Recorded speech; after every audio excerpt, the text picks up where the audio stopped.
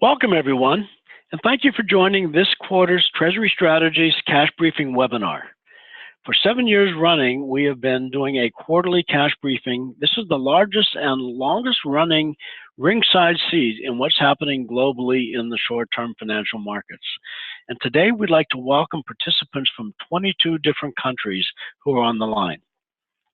And wow, these markets never disappoint. It seems like within a couple of days of each scheduled cash briefing, there is something going on to set these markets moving in one direction or another. Each day seems to bring a new twist and turn for both corporate treasurers and for bankers, both of whom are almost equally represented on the line this morning. Questions abound, and today we're going to be talking about the interest rate outlook. We're going to be discussing European money market regulations, the earnings credit rates in the market, and the fact that they're lagging short-term money market rates. Brexit is looming, changes in LIBOR are looming. Tariff and trade are being impacted worldwide. And if we have a few minutes left in the 45 minutes we have together this morning, we have a little commentary on the U.S. elections. And that's just a few of the topics we'll be discussing today. I'm Tony Carfang. I'm a managing director at Treasury Strategies. We're a division of Novantas, Inc. As you know, we consult the corporate treasurers and financial institutions on treasury payments and liquidity.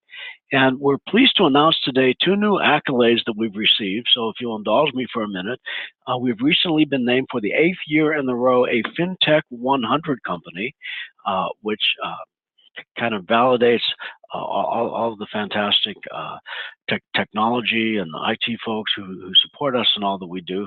And we were recently named as a finalist in Cloudera's Data Impact Awards.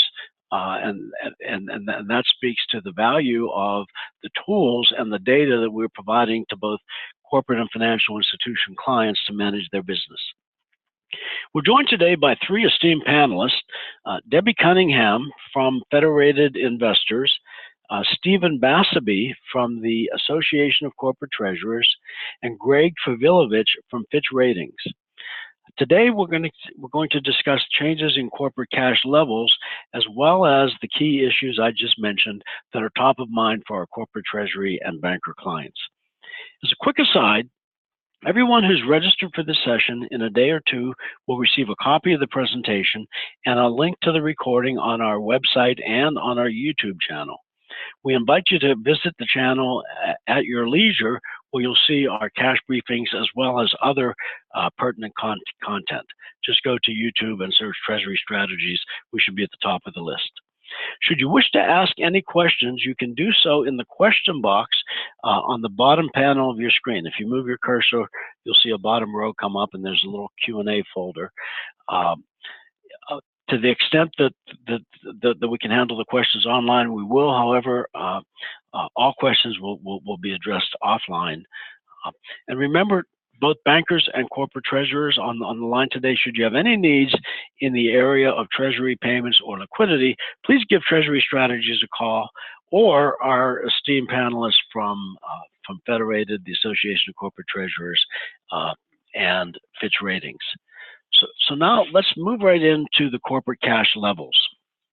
And we have some interesting stats this morning.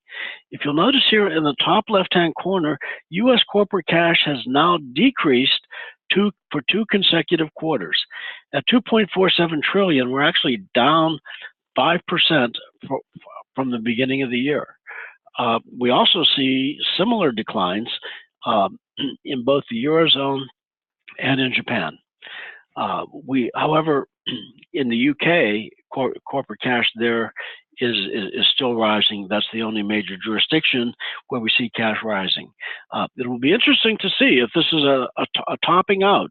As you can see, the trend has been very strong going back 18 years now. And, pundits have always been predicting, well, once the economy gets strong, cash will be employed or whatever. Not sure if we're seeing that or not. Another couple quarters will tell the story, though. This is going to get very interesting. In terms of the trend, we see some nice trend lines here. As you can see on the chart, for the US, for the Eurozone, and the UK, very strong R squares, very strong correlations in the rise of corporate cash over time. We see a less strong correlation in Japan. For the last couple of quarters, we pointed out that for all jurisdictions, the current cash levels were actually above the long-term trend line. However, we're seeing some reversion back to that trend line, especially in the U.S. and in Europe. So we want to take a look at that. And obviously, from a corporate treasurer's impact, when there's less cash on hand, that kind of changes the way you manage the cash and perhaps are looking at other risk assets to deploy those cash. Last quarter, we began showing non-corporate cash in the U.S. And just to point out here, the corporate cash, as defined by most central banks, is cash held by corporations within the jurisdiction. So U.S. corporate cash is actually is cash held by corporations worldwide that happen to be held in the U.S. Non-U.S., U.S. non-corporate cash is cash held by businesses that are unincorporated. So these would be small businesses, proprietorships, partnerships, and things like that, which surprisingly is $1.5 trillion there. Whereas U.S. corporate cash is down 5% since the beginning of the year, non-corporate business cash is up 3%. So we see some anomaly there that we need to drill down into. We like to show cash as a percentage of each jurisdiction's gross domestic product. We've talked about this quite a bit on prior webinars, and what we see is corporate cash as a percentage of GDP, lowest in the U.S., highest in Japan. There are a number of structural reasons for this. And frankly, when Treasury Strategies testifies in Congress on a number of different pending financial regulations, we point out this 9 to 12% corporate cash as a percent of GDP as we hold that up as an example of the efficiency of the U.S. Capital markets and how U.S. corporations or corporations doing business in the U.S. and accessing U.S. capital markets are able to operate with a lot less cash on their balance sheet than their competitors from around the world. And when we're advocating on behalf of our corporate treasury and banker clients, we're encouraging both the House and the Senate in the U.S. To preserve this gem, which is the high level of efficiency. Next chart shows U.S. cash relative to, it shows corporate cash relative to nominal GDP.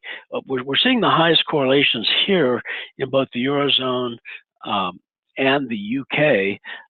In the US, the R square is 0.87, which is still incredibly strong, but it might indicate some weakening of that relationship.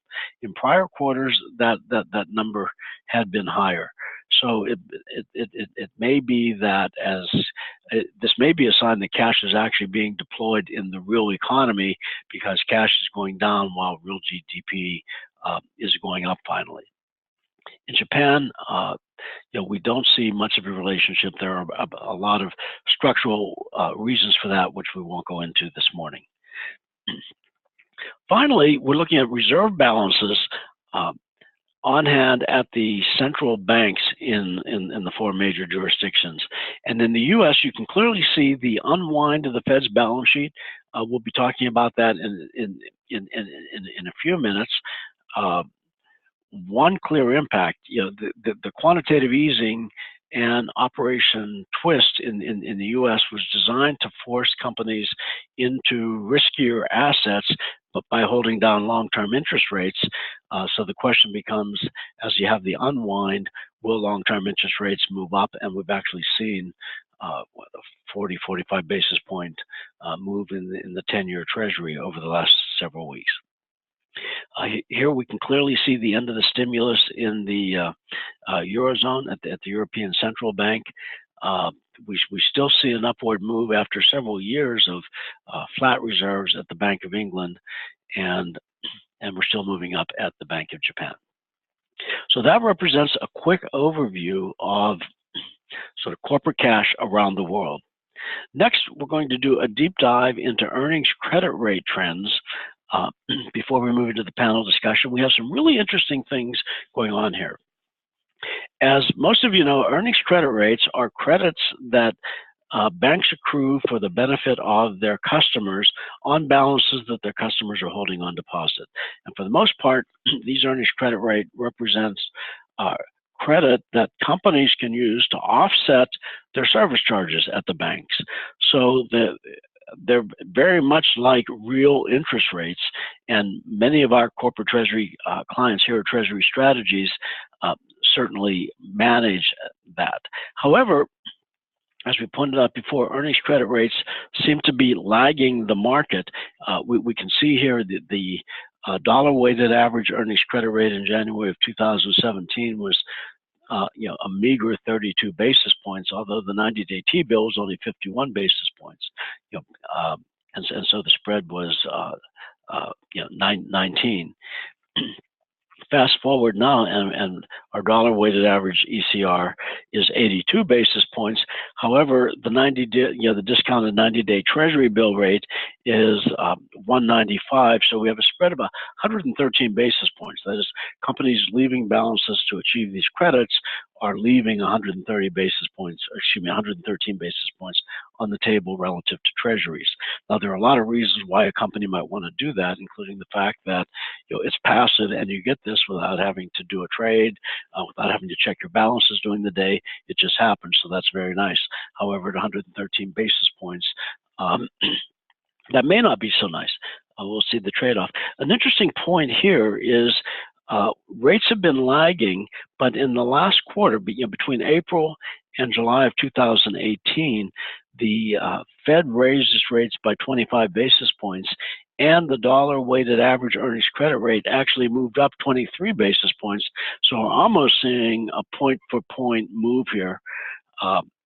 So it may in fact be that we've stabilized at a spread of maybe 110 to 120 basis points. Again, we'll know more when we add next quarter's numbers. Now, that 82 basis point median, though, really covers a lot of data. And what we're showing on this chart is in fact a scaling that we see in our data that shows the extent to which the earnings credit rates that the banks provide are driven based on the level of deposits. However, we see a very wide range. That red line in the middle is the median earnings credit rate that our clients are receiving from their banks.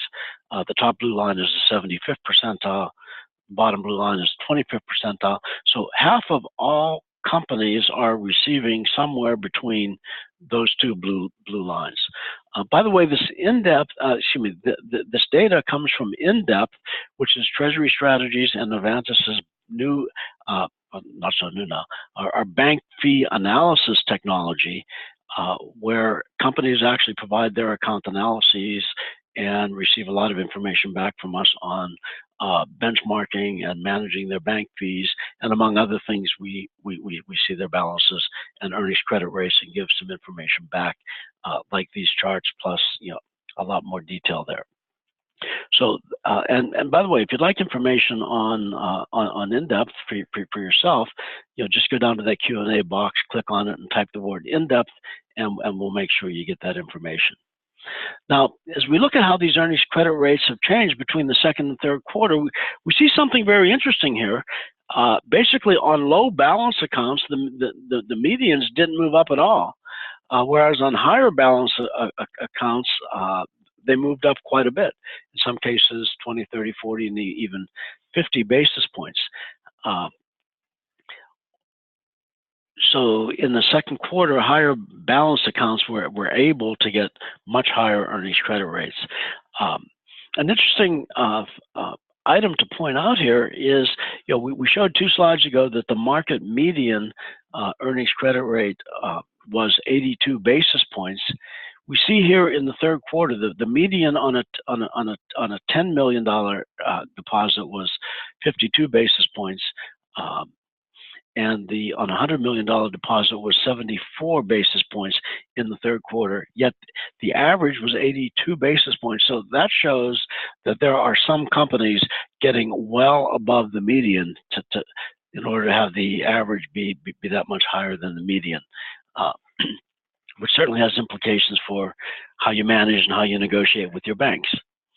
An interesting anomaly we see here, we took our in-depth data from the largest 4 U.S. banks and all of the regional banks that our Treasury Strategies clients are using. And we're finding here, the red line, regional banks in the U.S. were paying at all balance levels about 10 to 12 basis points higher than the largest 4 U.S. banks. That's kind of interesting, and it may have something to do with some sense of companies being willing to hold more balances at the bigger banks, perhaps for that they're more comfortable with the credits or whatever, and the regional banks have to pay up for the deposits. Interesting that it's happening at all balance levels. Now, we have a really fascinating chart to show you here. The horizontal axis are the balances, the vertical axis are the earnings credit rates, and each blue dot is a Treasury Strategies client. This is actual data of the earnings credit rates that we're seeing out of our in-depth system, each dot being a Treasury Strategies client. Here we're seeing a really wide distribution at all levels. So again, you know, if you're tempted to like say, oh, well, gee, you know, the market average is 82 basis points, or your bank or some other organization is saying earnings credit rates are X, well, this clearly shows that earnings credit rates aren't X. Earnings credit rates are hundreds of X's, depending on your balances, the banks you're using, and the willingness to negotiate. Our in-depth customers actually get even deeper insight into this. We're actually able to shade these dots based on the bank. So, for example, you know, for our clients, we can take Bank of America and make all those dots red for all of our clients who are using Bank of America, and you actually see, as we do that, it's kind of fascinating, different clusters all the way around, and you get to see different strategies at different banks, would certainly help you in your negotiation. We also see differences by segment here, and again, if we color-coded this by segment, which we do for our clients, you would see that segments like insurance and higher ed and real estate are receiving higher earnings credit rates than the general market, whereas healthcare are receiving substantially lower earnings credit rates than the market. And you know, it's just fascinating as we observe that. And then finally, while we're on the topic of earnings credit rates, we added a red line to this chart. This is the same as the prior chart, but the red line is the July institutional prime money market fund average. This is what corporations could get by moving their assets into an institutional prime money market fund. And as you can see, you know, in July, that was 180 basis points for all deposits over $500,000, and about 165 below that. And across these hundreds of data points from our Treasury Strategies clients, only 2 are above that line. That means that everyone else might benefit, or at least ought to do an examination. So all of you on the line ought to be doing an examination. Now you might say, well, gee, yeah, because prime money funds are fluctuating net asset value, I'd prefer government money funds, which are constant net asset value. So you take that red line, you drop it 25 basis points, and only 4 more dots make the cut. So, or 5 more dots, excuse me. So what we're seeing is an interesting play between earnings credit rates and other options. Okay, now let's move to our panel. We have a lot of topics on the agenda today, so we want to get right into that. I'd like to welcome Debbie Cunningham. Debbie is the Chief Investment Officer at Federated Investors. Greg Favilovich is the Senior Director at Fitch Ratings, and Stephen Bassaby is the Associate Policy Director at the Association of Corporate Treasurers, which is a worldwide association of corporate treasurers, and brings great perspective. So welcome, and let's jump right in. The first topic we'd like to discuss this morning is the topic of the interest rate outlook. Last quarter, our panelists were virtually unanimous in projecting 2 more rate hikes for the end of the year, and one of those happened shortly after the meeting. So I'd like to reach out first to Debbie Cunningham to talk about the outlook that you see for the rest of the year and into 19. Well, thanks, Tony, and appreciate being involved in this as always. We continue from a federated perspective to look for an additional rate hike in 2018 by the Fed, 25 basis points at their December meeting. And for 2019, we're kind of split. About half of our group thinks there will be 2 rate hikes in 2019.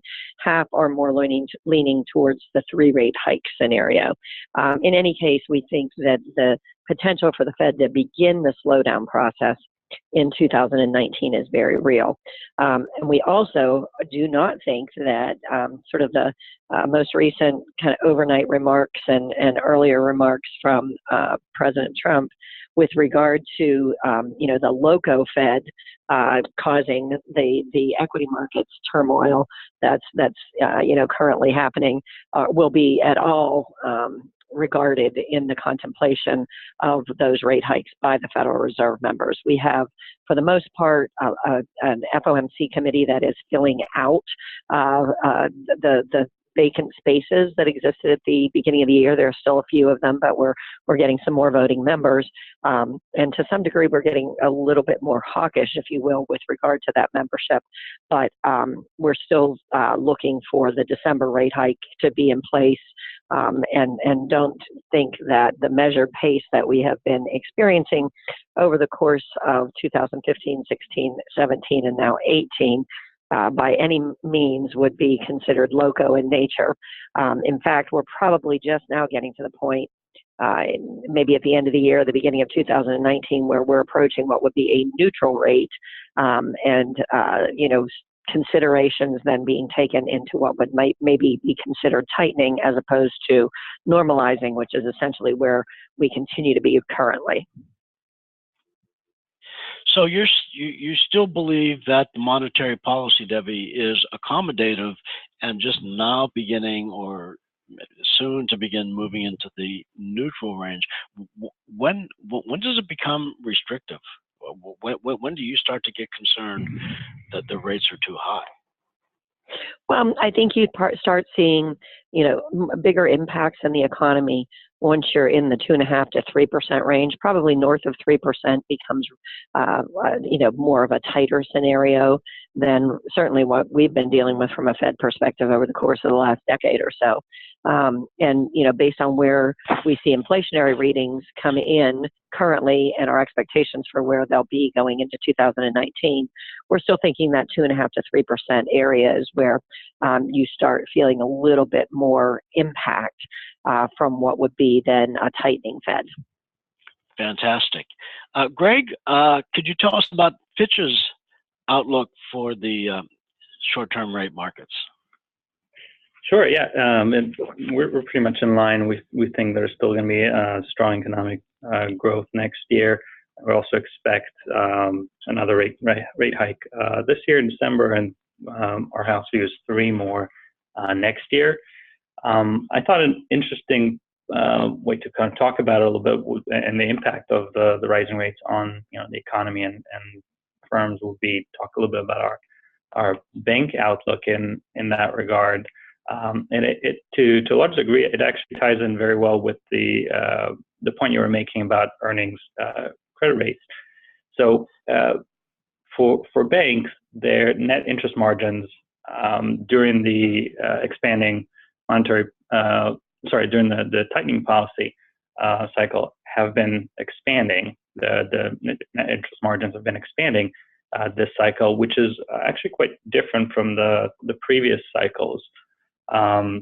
So, one of the reasons for this is that banks have been able to keep their funding costs more depressed compared to previous periods. So the point you're making about earning credit rates and how low they are compared to what the type of rates that you can get in the market. And there are a couple of reasons for this. So one of them is coming into this tightening cycle, banks have started off with a much higher or a relatively higher base of non-interest bearing deposits, so 28% at the start of the tightening cycle versus close to around 20%, which is the long-term average, and that's around the number that we had in previous tightening cycles. So they have more of these deposits that don't earn much, at least. Also, their loan portfolios are not as levered. So their loan-to-deposit ratio started off at around 72% in 2015 when they started tightening, and that compares to higher loan-to-deposit ratios of close to 90 or over 90%, in the mid 2000s and late 90s when they were tightening back then. So what this means, to both of these points mean, is that the banks have a lot more deposits and they have fewer loans against them. So they are okay to let some of these deposits go away to the extent that you have customers, either retail or institutional, who are more sensitive to rates and are looking for higher rates. The banks are more okay to let a few of these customers go and keep their funding costs low because of they have a lot of deposits and they have a cushion of how much further leverage they could go if some of the deposits leave.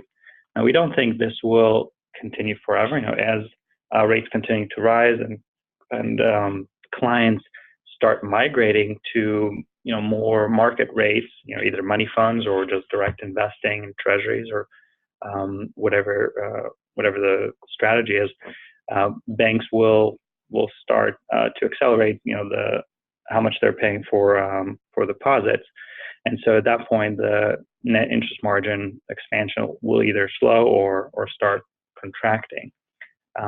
So we're starting to see some of that, but we think there's still a way to go. And in terms of the impact on our bank ratings, this contraction in net interest margin or slowing expansion is already baked in. So to the extent that banks continue to manage their interest rate risk well, we don't expect it will have wide implications on the ratings. Great. And Greg, I want to get back to you in a minute on the ratings, but first I'd like to hear from Stephen. Sitting over in London, you probably have a different view and some interesting global insights there. Is there anything you'd like to share with us on the rate outlook from where you sit?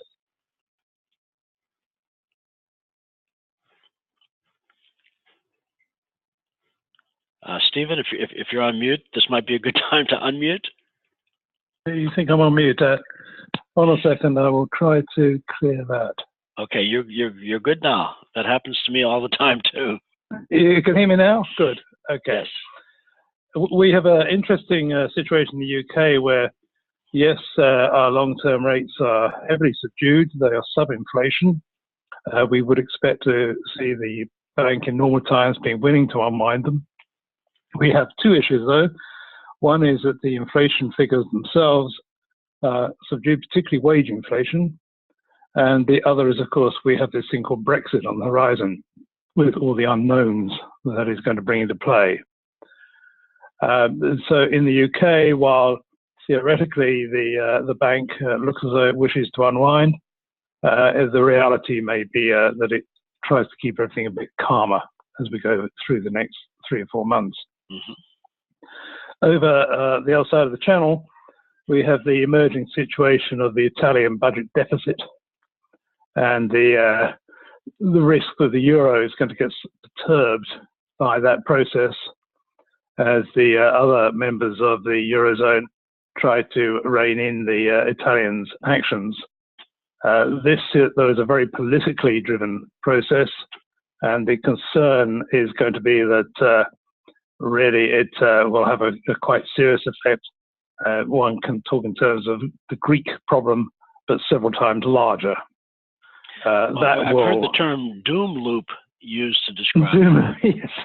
Well, the doom loop is something that sits there, and I'm sure it does for all of us in modern regulation, that what do your banks do to hold all the reserves they're required to do? They buy their own country's government bonds. What happens if those government bonds go down in value? They have to buy more government bonds. This is possibly the reason for the subdued rise in Italian bond rates, government bond rates, because the banks are having to buy them up as quickly as the prices are falling. I think, though, that it's probably better to look at the governmental level. The concern is that the Italian economy is very heavily indebted at government level, and the impact of a rise in rates very quickly becomes a budgetary problem itself. In earlier days, we used to say that if Italian rates got up to heading towards 6%, that was going to be a crisis. They're now talking of a crisis potentially as they approach 4%. Wow. That is quite a serious situation. And that is literally because the cost of interest itself becomes a budgetary problem. Absolutely. That's fascinating. Thank you. Yes. At this point, go ahead. No, I was just going to say, what it means is that we can't be as confident as your view in the American economy. There are lots of reasons why rates should go up, but lots of reasons why central bankers may be trying to dampen them down. Good, thank you. I want to go back to Greg for a second. Greg, Fitch has come out with either, I don't know if it's a proposal or an actual change that you're making in some of your short-term ratings, which, as you and I have discussed, I think has a major impact for corporate treasurers who are issuing short-term debt. Could you share with us what you're up to there? Sure. Thanks, Tony. So, yeah, we maybe just a little bit of background. Historically, all three major rating agencies have assigned long-term ratings to the issuers of debt that they rate, and then from the long-term rating mapped to a short-term rating. So, for example, for a corporate, BBB+ would always map to an F2 or A2 or P2, whatever it is, depending on the agency. And I think the rationale was that the liquidity profile of the firm is to some degree at least driven by its long-term business profile and positioning. While we think generally that's still true, we've been working basically over the last couple of months to see if we can be more thoughtful about that point. And so we've come up with a proposal basically to focus a lot more specifically on the short-term profile of a company, whether corporate or a bank, in assigning its short-term rating. And really, we're doing that recognizing the importance of the short-term markets, kind of as really is somewhat distinct from the long-term debt markets. And so, what our proposal is basically to expand the optionality that analysts have to assign short-term ratings based on a long-term rating. We do this already in the bank sector. So, for example, you have some banks are rated A-. If they have a very strong liquidity position and good access to market, they could be rated F1. And then banks rated A- that are in a somewhat weaker liquidity position will be rated F2. But we don't do that a whole lot, and we don't do it a lot at other rating levels, and certainly we don't do it very much in the corporate sector. And so the proposal is really to expand the optionality, and look much more specifically at corporates' liquidity position and access to market, so the cash flow generated, the cash on hand, their liquidity policy, CP program, and the access to market. And so, for example, you can have now corporates that are rated A- or BBB that can be rated F1. So they'll make them tier 1. And I'm thinking about some very large issuers into the market that, again, have demonstrated access and could get funding in the market without really much difficulty. It would probably make more sense for them to be rated F1. On the other hand, you could have probably a little bit less likely, but if you have companies that are maybe a single A, or companies that have a lower or weaker liquidity profile or less access to market, maybe we choose the lower short-term rating for them. So we think analytically it makes a lot of sense to reflect the liquidity position that will really impact the probability of default over short period, like a year, which the short-term ratings really address. So it sounds like you're really emphasizing liquidity there, and a company with a corporate treasurer with good access to the liquidity markets can get a higher rating, kind of independent of what the long-term credit outlook is for the company. I wouldn't say it's totally independent. There's still a tie-in. So, for example, you're not going to have like a single B corporate with an F1 rating. There's just too much of a disconnect. But there's more optionality. The impact is probably going to be more in the BBB+ and A- ratings, where some of these corporates have a lot of access to market. They could move up to F1. Of course, it could go in the other direction as well. If we're now have some corporates at F1 that we think have weaker liquidity profile, they could move to F2.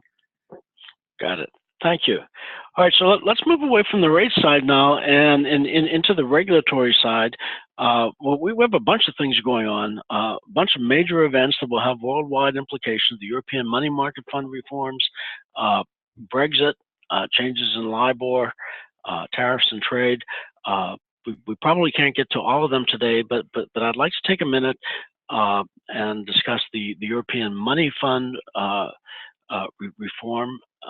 And Greg, could you just quickly give us the mechanical highlights? What's going to happen?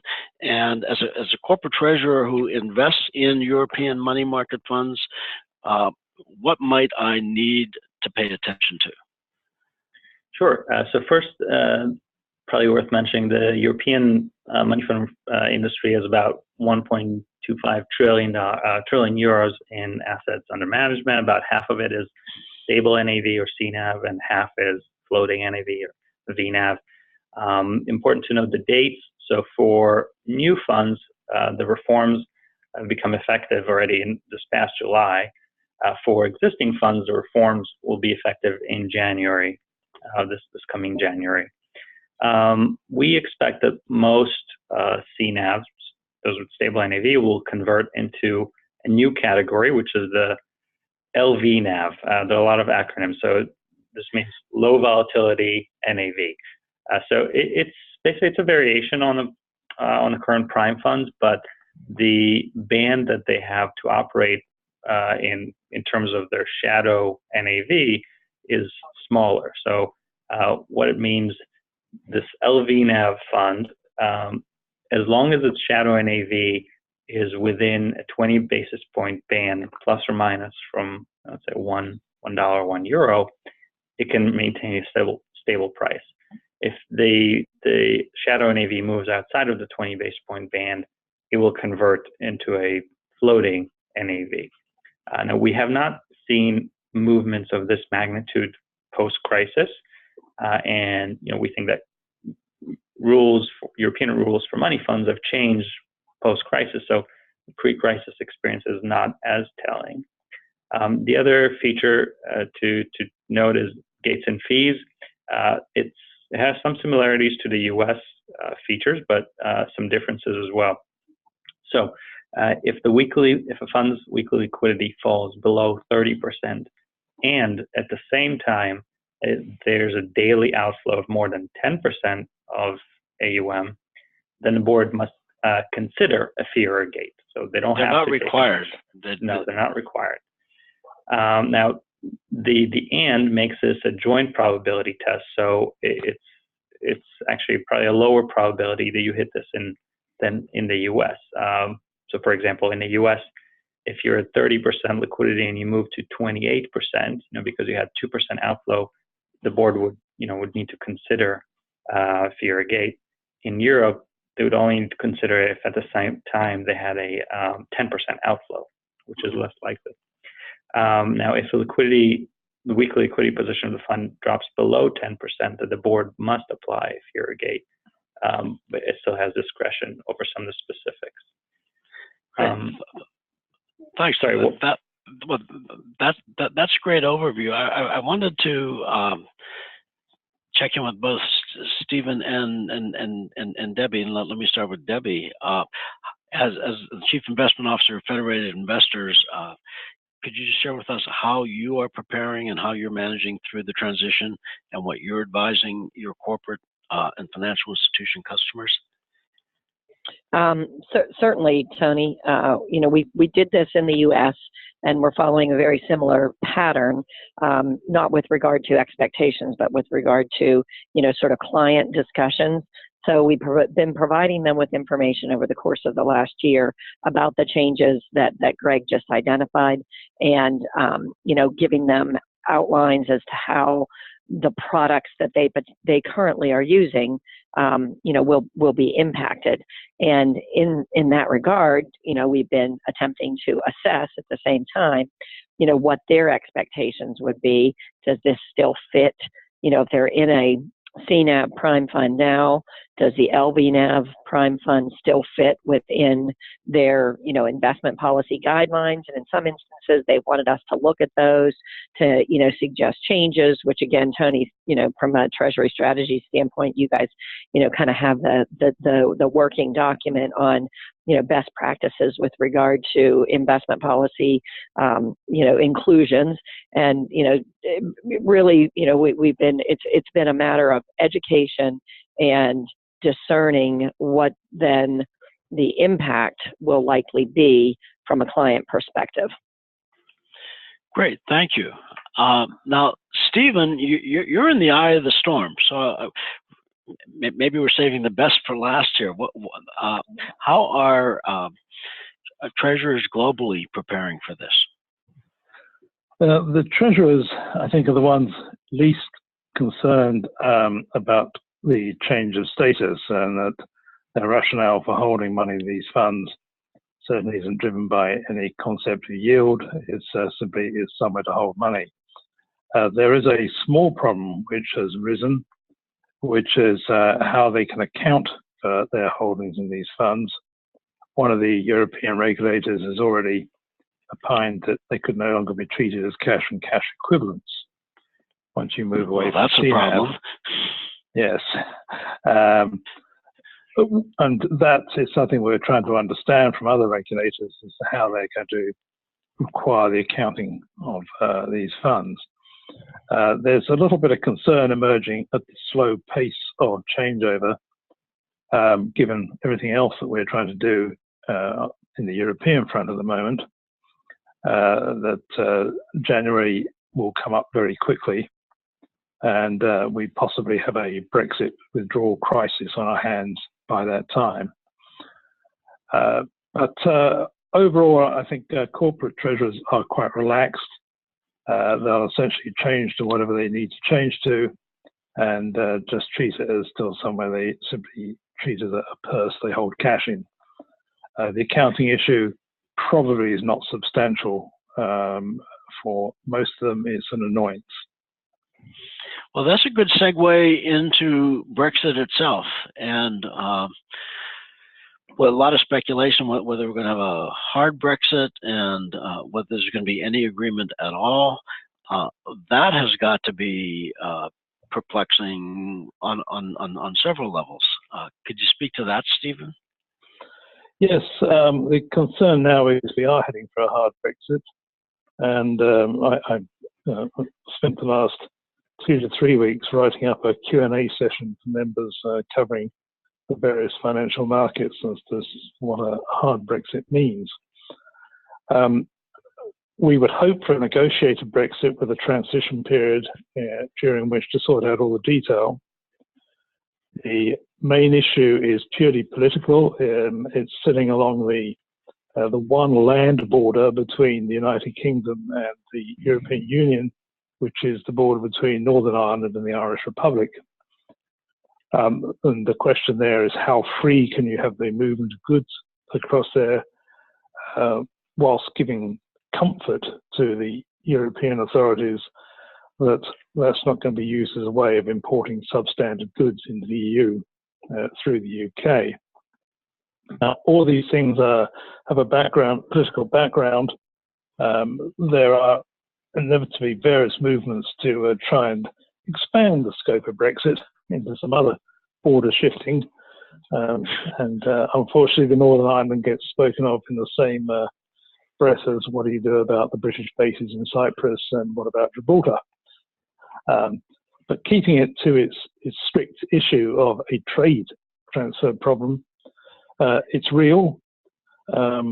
Certainly, we can't really work out how you can reconcile retaining free movement of goods across that border when free movement of goods is an internal EU privilege, and it requires also that you allow free movement of capital and of people, which is exactly what we don't want to happen. Now, put that all together in the situation you get into is the political standoff could well cause a standoff in both financial services and trade. And the issue for us is to try to understand what happens in, say, a very simple example, but it's what if you're relying for your backup facilities on a syndicate of banks, which includes British and continental European banks, and you're a borrower in Britain, you could suddenly find that part of your facility goes into the realms of illegality, and you can't draw on it. The same situation arises for derivative contracts, arises for some types of capital market borrowings. And of course, most of the money market funds which British treasurers use are actually domiciled in Dublin in Ireland. And so there could be a similar issue there. This is why we're not getting wildly concerned about the successful Brexit. We're focusing on the unsuccessful hard Brexit as the potential outcome. And I think that is what is reflected in your cash figures, in that treasurers are probably holding more cash than they needed to hold, and they're doing so simply to build up cash buffers to enable them to manage the crisis that could be about to land on their plate. Another reason for those build-up of cash balances being that investment appears to be falling, with people simply deferring decisions on investment now until they understand what the outcome is. That makes sense. Thank you. That is a great explanation. I'd like to ask Greg, is Brexit impacting at all the way you're looking at the credit ratings that Fitch provides?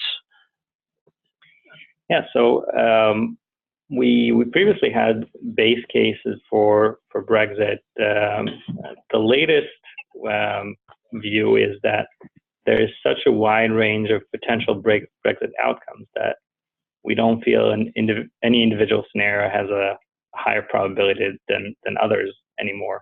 So we don't identify a specific base case anymore. So the point is that therefore there's just a lot of uncertainty. I think in a lot of cases some of this is reflected in the ratings. So for example, for the UK's AA rating, it's a negative outlook, and that reflects that uncertainty of outcomes. Thank you. And Debbie, is Brexit changing the way you're managing your portfolios? I mean, you're running several $100 billion of cash through your investment office there. Are you positioning anything differently? Yes, we definitely, similar to the run-up of reform in our U.S. products, we're building up liquidity. We have excess liquidity in both our sterling-denominated offshore products as well as our dollar-denominated offshore products. The dollar ones being domiciled out of Ireland, and the sterling ones being domiciled in the UK. So, there's implications potentially for both, depending upon, the path that Brexit takes. But from a portfolio perspective, our response to these types of, questions and potential volatility is to always have excess liquidity on hand. Great, thanks. And you alluded to the U.S. money market fund reforms, and maybe I'll close with the statement that in the U.S. After prime funds and tax-exempt funds were forced into a fluctuating net asset value situation, about $1.1 trillion, or maybe a tad more, exited those funds. That money left the private sector and moved into the public sector. And while there's been a little bit of money leaking back in, we're still down 950 billion or so. And this week is the second anniversary of the institution of those regs, and I recall testifying in Congress on the topic, and in support of a bill that would actually bring back constant net asset value for both prime and tax exempt, and the industry, the money fund industry, has actively opposed that bill. Not necessarily every money fund company, but the industry has, quite to our chagrin. I don't understand why an industry would not work in the best interest of its customers. But the argument is, well, maybe the money will come back eventually. Let's take some more time to see. Well, 2 years has passed, and we're still down $1 trillion. This has been plenty of time, and I really wish the Investment Company Institute and some of its members would line up to restore it. I'd like to thank all of you for joining us today. Again, several hundred of you from 22 different countries. If you have any additional questions, please fill out the question and answer box, and I or the other panelists will get back to you in response.